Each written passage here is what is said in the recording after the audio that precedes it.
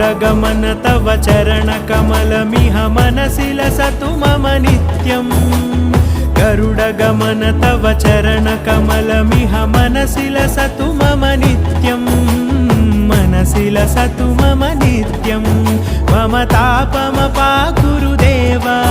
मम पापमपाकुरु देवा मम तापमपाकुरु देवा मम पापमपाकुरु देवा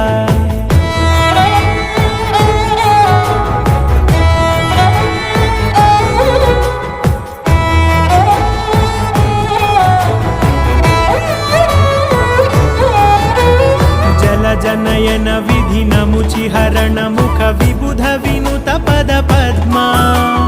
जल जनयन विधि नमुचिहरण मुख विबुध विनुत पद पद्मा